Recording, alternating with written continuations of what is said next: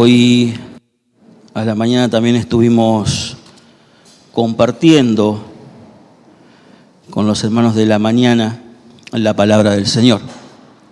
Queremos darle quizás la bienvenida a todas las personas que nos estén visitando en esta tarde, decirle que se sientan cómodos, como dice Roberto, como en su casa. Y vamos a predisponernos a escuchar la palabra de Dios. Cuando me enteré que hoy, 11 de septiembre, me tocaba compartir la palabra del Señor, inmediatamente vino a mi mente, a mi memoria, el terrible atentado contra las Torres Gemelas. Un atentado que por muchas personas, no solamente de Estados Unidos, sino del mundo, dice que cambió la visión de la humanidad. Un terrible atentado que dejó en ese día casi 3.000 muertos. Cuando yo estaba pensando en esto, quería buscar algún testimonio acerca de lo que había pasado ese 11 de septiembre. Y me puse a buscar y encontré un testimonio de un hombre llamado William Rodríguez. Un hombre que hoy tiene 60 años. En ese momento tenía 40 años.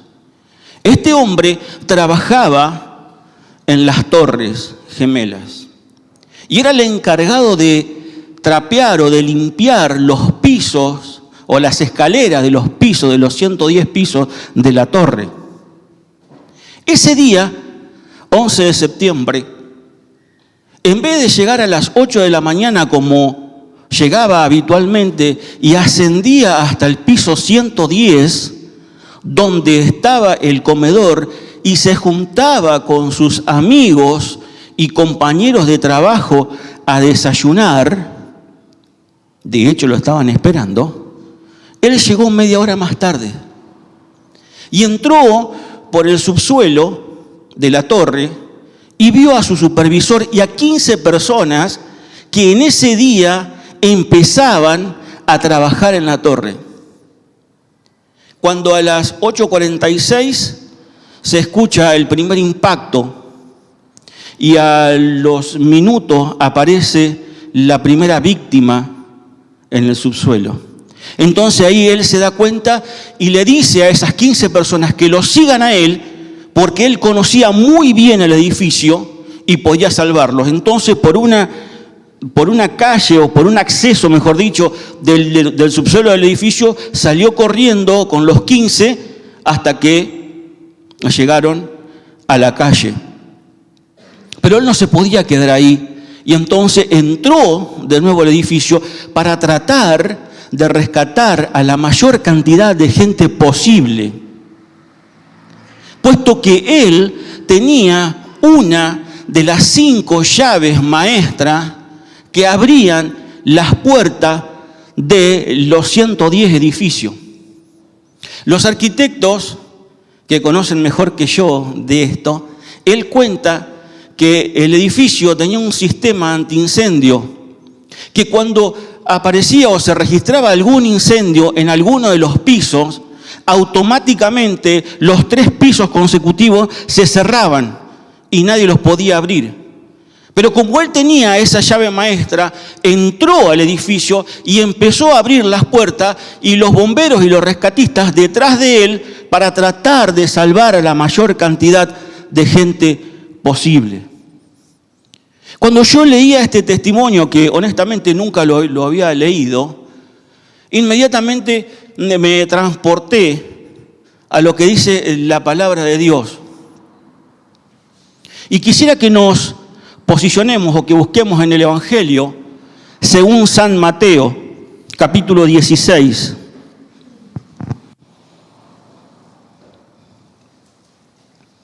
Versículos 13, vamos a leer desde el 13. Dice, viniendo Jesús a la región de Cesarea de Filipo, preguntó a sus discípulos diciendo: ¿quién dicen los hombres que es el Hijo del Hombre? Ellos le dijeron: unos Juan el Bautista, otros Elías, otros Jeremías o alguno de los profetas. Él les dijo: ¿y vosotros? ¿Quién decís que soy yo? Respondiendo Simón Pedro dijo: tú eres el Cristo, el Hijo del Dios viviente. Entonces le respondió Jesús: bienaventurado eres, Simón, hijo de Jonás, porque no te lo reveló carne ni sangre, sino mi Padre que está en el cielo. Y yo también te digo que tú eres Pedro, y sobre esta roca edificaré mi iglesia, y las puertas del Hades no prevalecerán contra ella. Y a ti te daré las llaves del reino de los cielos, y todo lo que atares en la tierra será atado en los cielos, y todo lo que desatares en la tierra será desatado en los cielos. Hasta aquí nomás la porción de la palabra de Dios. Miren, para ubicarnos un poquito en el contexto, el Señor Jesucristo venía de tener una discusión bastante álgida con los saduceos y los fariseos del momento. Cuando termina esa discusión, el Señor Jesucristo le dice a sus discípulos que se guarden de la levadura de los fariseos. Los discípulos no entendían qué es lo que le estaba diciendo el Señor Jesucristo, y ellos creían que el Señor Jesucristo le estaba hablando del pan que ellos no habían comprado. Cuando el Señor Jesucristo estaba hablando de cosas espirituales, y muchas veces eso nos pasa a nosotros mismos, cuando tenemos un devocional y Dios nos está hablando cosas espirituales y tenemos nuestra mirada en las cosas materiales. Estos discípulos estaban pensando o creyeron que el Señor le estaba hablando de ese pan que ellos no habían comprado. Pero en realidad el Señor está formando el ambiente, la atmósfera, la situación para revelarle cosas profundas que nunca antes la había revelado. Entonces el Señor Jesucristo hace una pregunta general y dice: ¿qué dice la gente que soy yo, el Hijo del Hombre? Y entonces los discípulos, algunos dicen que tú eres Juan, otros Jeremías, y algunos de los profetas. En fin, contestaron todos. Pero cuando el Señor Jesucristo hace una pregunta personal, incisiva, dice: ¿y vosotros, que son mis discípulos? ¿Qué dicen que soy yo? Y ahí fue un silencio sepulcral. Y todos quedaron atónitos ante la pregunta del Señor. El único que responde es Pedro. Como siempre dije, Pedro es uno de mis favoritos, porque él era un tipo temperamental y respondía, y a veces le salía bien y a veces le salía mal. Y Pedro le dice: tú eres el Cristo, el Hijo del Dios viviente. Y yo creo que en esta situación no estaban los dos, y yo creo que a más de uno de los discípulos se le habrá pasado por la cabeza esa respuesta. Pero como Pedro era Pedro, lo dijo. Dice: tú eres el Cristo, el Hijo del Dios viviente. Automáticamente el Señor Jesucristo se da cuenta de la situación y le dice: bienaventurado Pedro, súper feliz Pedro, porque no te lo reveló carne ni sangre, sino mi Padre que está en los cielos. Y ahí el Señor Jesucristo se da cuenta y empieza a revelar verdades que nunca había dicho antes. Y cuando leí esta porción, y creo que la hemos leído infinidades de veces, pensaba: ¿qué diría el Señor Jesucristo si me dice: ¿y vos, Lucio, qué pensás que soy yo? Mi respuesta iría de la mano de mi testimonio. Mi respuesta iría de la mano de mi andar diario. Mi respuesta mostraría que así lo que digo es como me comporto. Es una pregunta que queda para cada uno de nosotros. Bienaventurado eres Pedro, súper feliz, dichoso eres Pedro, porque no se registra en el Nuevo Testamento que Dios se haya revelado a través del Espíritu Santo la respuesta de Pedro. Y el Señor Jesucristo, en el versículo 17 dice: entonces le respondió Jesús: bienaventurado eres Simón, hijo de Jonás. Y acá hay un juego de palabras, porque Pedro le dice: tú eres el Cristo, el Hijo del Dios viviente. Y el Señor Jesucristo le dice: bienaventurado Simón, hijo de Jonás. Y no en vano el Señor Jesucristo les dice hijo de Jonás, porque Jonás en el original significa paloma. Y paloma es la tipificación, la representación del Espíritu Santo. De ese Espíritu Santo que le revela a Pedro semejante declaración sobre la cual iba a estar basada, fundamentada y cimentada la iglesia. Y yo también te digo, y ahí ya empieza una charla con Pedro en un ambiente espiritual tremendo. Y yo también te digo que tú eres Pedro, y sobre esta roca edificaré mi iglesia, y las puertas del Hades no prevalecerán contra ella. Y yo también te digo que tú eres Pedro. En ningún momento la palabra de Dios, como pretenden algunas religiones del mundo, enseñar que la iglesia está cimentada o está fundamentada en Pedro, sino que dice, a ti te digo, Pedro, que sobre esta roca edificaré mi iglesia. El Señor estaba revelando que en un futuro no muy lejano, esa iglesia iba a estar fundamentada sobre Él, porque Él era la roca. Es imposible que el Señor Jesucristo le haya dicho a Pedro que sobre Él iba a estar fundada la iglesia. Vemos versículos más adelante que este Pedro, que también es piedra, le es piedra de tropiezo al Señor. Cuando el Señor Jesucristo le comenta que era necesario que Él vaya a la cruz, que muera, que resucita, y yo lo veo a Pedro sacándole aparte al Señor y tratando de convencer, no, Señor, ninguna de estas cosas te acontezca, Señor, ¿no? Y le dice el Señor Jesucristo, quítate de mí, de delante de mí, Satanás, me eres piedra de tropiezo. Pedro está tomando la misma actitud del nombre y del mismo diablo cuando le ofreció al Señor todos los reinos del mundo. Sobre esta roca edificaré mi iglesia. Y el Señor Jesucristo, como vemos a lo largo de los evangelios, no le dice qué es la iglesia. Nosotros hoy día podemos saber y entender lo que es la iglesia verdadera. La iglesia verdadera de Jesucristo está compuesta por todos los hombres y mujeres que han experimentado un nuevo nacimiento. No solamente de aquellos que profesan decir que son hijos de Dios, sino aquellos que han experimentado un nuevo nacimiento. Esa es la verdadera iglesia del Señor Jesucristo. Yo edificaré mi iglesia. Ellos no sabían hasta el momento que esa iglesia era el cuerpo de Cristo, del cual Él es cabeza. Ellos no sabían, no entendían que el Señor Jesucristo, que la iglesia del Señor Jesucristo era el objeto de su amor. Ellos no sabían que la iglesia verdadera es la esposa del Señor Jesús. Ellos no sabían que esta iglesia verdadera estaba construida, edificada sobre la piedra angular, como dice la palabra de Dios, aquella piedra que los edificadores desecharon, vino a ser piedra escogida por Dios. Pedro, sobre mí, sobre esta roca, voy a edificar mi iglesia. Y te digo más, Pedro, las puertas del Hades no prevalecerán contra ella.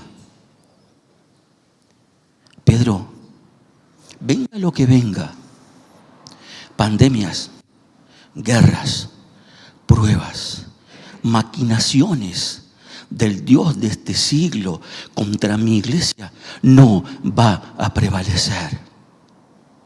Porque la iglesia está cimentada en mí, en la roca inamovible.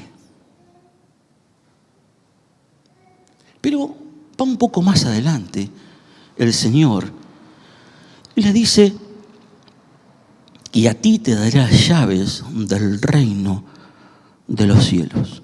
Y a ti te daré las llaves del reino de los cielos. Debemos prestar atención que el Señor Jesucristo no le dice, a ti te daré las llaves de la iglesia. Te daré las llaves del reino de los cielos. Y muchas veces vemos caricaturas o dibujos a un Pedro con un manojo de llaves en el cielo delante de una puerta de oro bruñido, eligiendo a los que entran y no entran en el reino. No era eso lo que el Señor le estaba diciendo. Pedro, a ti te daré las llaves del reino. El Señor Jesucristo, cuando vamos al Evangelio de Lucas, el capítulo 11, versículo 52, habla también de las llaves, pero habla de las llaves del conocimiento que tenían los intérpretes de la ley de aquel momento y que servía para abrir el sentido de las Escrituras a las demás personas. Y cuando leemos el versículo 52, el Señor Jesucristo dice: ¡ay de vosotros, intérpretes de la ley, porque habéis quitado la llave de la ciencia! Vosotros mismos no entráis, y a los que entraban se lo impidisteis. Ellos que tenían el poder para abrir el conocimiento de las personas, cerraron la puerta. Pero cuando nosotros seguimos un poquito más adelante, y en el mismo Evangelio de Lucas, en el capítulo 24 y en el versículo 32, vemos al Señor Jesucristo ya han resucitado, que se pone a la par de dos discípulos camino a Emaús. Y estos discípulos dicen así: ¿no ardía en nuestro corazón mientras nos hablaba en el camino y cuando nos abría las Escrituras? El Señor Jesucristo sí abrió el entendimiento de aquellos discípulos. Las llaves del reino de los cielos estuvieron en manos de Pedro cuando éste, mediante la predicación en Hechos, se convirtieron en 3.000 personas. Ahora, ¿qué significa el reino de los cielos? Dijimos lo que era la iglesia. ¿Y el reino de los cielos? Cuando nosotros vamos al mismo Evangelio de Mateo, en el capítulo 3, Juan sale y predica y dice: arrepentíos porque el reino de los cielos se ha acercado. En el mismo Evangelio según San Mateo, en el capítulo 4, versículo 17, el mismo Señor Jesucristo dice: arrepentíos, el reino de los cielos se ha acercado. Ese reino de los cielos que se había acercado fue rechazado. Cuando vamos al Evangelio de Juan, capítulo 1, versículo 11, dice que a los suyos vino y los suyos no le recibieron. Por ende, ese reino acercado, ese reino rechazado, es un reino postergado. Por eso cuando el Señor Jesucristo enseña, creo, el Padre Nuestro, en ambiente judío le dice: cuando oréis al Padre, decid: Padre nuestro que estás en los cielos, santificado sea tu nombre, venga a nosotros tu reino. ¿Cuál reino? El reino que se había acercado, el reino que había rechazado y el reino que se había postergado. Venga a nosotros tu reino. Van a tener tanta tribulación, tanta persecución, que van a estar orando, implorando ese reino, que venga el reino, ese reino milenial, ese reino que vendrá con su esposa en el milenio. Ahora, el Señor le dice: yo te voy a dar las llaves de este reino. Y después de Pentecostés, desciende el Espíritu Santo y Pedro, con poder, predica y se convierte como 3.000. Y no solamente a los judíos, sino también a los gentiles. Y eso lo podemos ver en Hechos, capítulo 2, versículo 37 al 41. No lo vamos a leer por amor al tiempo, pero también lo encontramos en Hechos, capítulo 10, versículo 33 al 43. Yo te daré las llaves del reino. Cuando pensaba en esto, esas llaves de Pedro, que también estuvieron en los discípulos, está hoy en la iglesia. Es la iglesia la que tiene la llave para abrir a miles y miles de personas que están perdidas, para que a través de la iglesia entren al reino de los cielos. Cuando leía el testimonio de este hombre, William Rodríguez, él decía: creo que Dios me ha elegido para darme una segunda oportunidad. Mi llave se convirtió en la llave de la esperanza y hubo motivación, disposición y entusiasmo por hacer grandes cosas en momentos de adversidad. Esa llave que permitió salvar a esas 15 personas y a cientos de personas más fue el motivo, fue el entusiasmo que movió a este hombre. Pero el Señor Jesucristo sigue y le dice: y todo lo que atares en el cielo, en la tierra será atado en el cielo. Y acá está hablando acerca de las llaves de la disciplina: el prohibir y el permitir, el obligar y el desligar. Esto es entendido por los apóstoles y por la iglesia en general. Cuando vamos a 1 Corintios capítulo 5, versículos 4 al 13, nos vamos a dar cuenta de lo que está diciendo. Ahora, los ministros de Cristo ejercen estos poderes de dos maneras. Primero, predicando el Evangelio y abriendo el conocimiento. Y la segunda es teniendo el poder de estar disciplinando, porque ellos tienen el poder y el respaldo de la autoridad de Cristo. Entonces, pueden disciplinar o no a hombres y mujeres creyentes que pueden estar en falta. No quiere decir de que la iglesia o los miembros o los ministros de Cristo se equivoquen. De hecho, desde el tiempo de los apóstoles se han equivocado. Cuando nosotros vamos al Evangelio de Hechos, vemos a Simón el mago, que había creído, se había bautizado. Sin embargo, cuando Simón el mago vio que Pedro, al imponer las manos, daba o recibía en el Espíritu Santo, Simón el mago quiso pagar para recibir ese don. Pedro automáticamente le dice: perezca tú y tu dinero. No tienes parte con nosotros. Pero estaban con ellos. Cuando vamos a 1 Juan capítulo 2, versículo 9, hablando de los falsos maestros, el apóstol Juan dice: salieron de nosotros, pero no eran de nosotros. Falsos maestros. La iglesia se puede equivocar. La iglesia no es infalible. Las autoridades se pueden equivocar.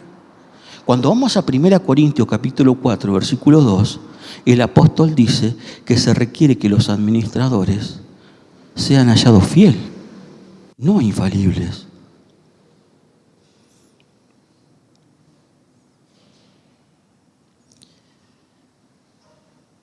Hermanos, el mensaje que tengo para hoy es un mensaje que nos motive y que nos aliente a predicar el Evangelio a todas aquellas personas que están atrapadas, a todas aquellas personas que están encerradas. Este hombre, William Rodríguez, llegó hasta el piso 39, abriendo las puertas, con los rescatistas y bomberos detrás. Cuando llega al piso 39, le avisan por radio que salga urgente de ahí, porque la torre se estaba desplomando. Entonces dice que él sale corriendo del edificio y en la puerta del edificio había un coche, una autobomba, y se mete abajo de la autobomba y empieza a quedar sepultada la autobomba por todo el escombro del edificio que se estaba desplomando. Estuvo ahí durante 3 horas hasta que lo rescataron.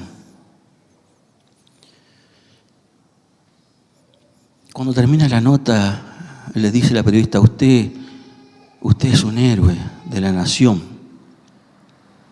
Puede ser, dijo él, pero hay algo en mi corazón que me duele. Que no pude llegar al piso 110, donde estaban mis amigos atrapados por el fuego, por la llama. No los pude salvar.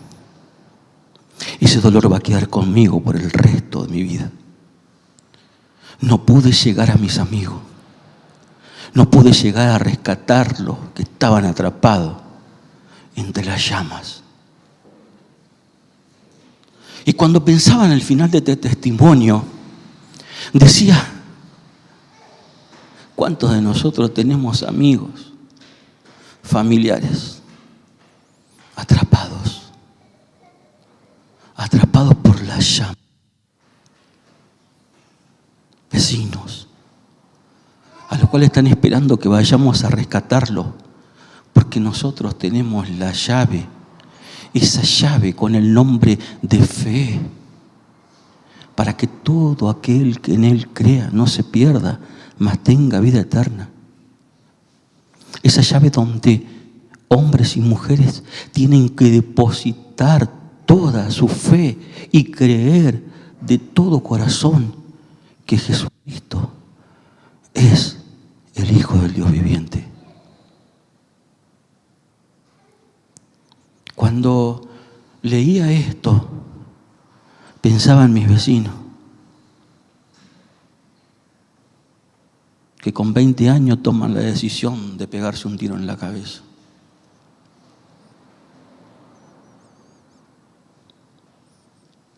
Hermanos, vamos a orar. Y quizás a lo mejor vos me podés decir: sí, lo que pasa es que yo nunca, no sé predicar, no sé contarlo. Habla con cualquiera de nosotros. Si hay que ir a visitar a alguno, si hay que ir a visitar a un pariente, si hay que visitar a un vecino, si hay que llevar la palabra, iremos. Pero no nos podemos dar el gusto de ver cómo hombres y mujeres quedan atrapados en las llamas del infierno, porque el que no cree ya ha sido condenado, y es la iglesia la que tiene las llaves para abrir y sacarlo y rescatarlo de las llamas mismas del infierno. Oramos. Padre nuestro que estás en el cielo, santificado sea tu nombre. Señor, te damos las gracias porque en estos momentos, por tu gracia y por tu misericordia, has permitido que podamos abrir tu palabra libremente. Gracias, Señor, porque tú nos has dado ese poder, como dice el apóstol Pablo, que no me avergüenzo del Evangelio porque es poder para salvación a todo aquel que cree, primeramente al judío y también al griego, también al gentil, también a nosotros, también a nuestro pueblo, este pueblo que estuvo lejano, pero que por la gracia y el sacrificio de Cristo Jesús se ha vuelto cercano. Padre bendito, rogamos que tú muevas nuestros corazones a compartir tu evangelio, las buenas noticias de salvación. Este reino se ha acercado, el cual debemos arrepentirnos sinceramente y de corazón y experimentar un nuevo nacimiento. Gracias, bendito Dios. Gracias por tu palabra. En el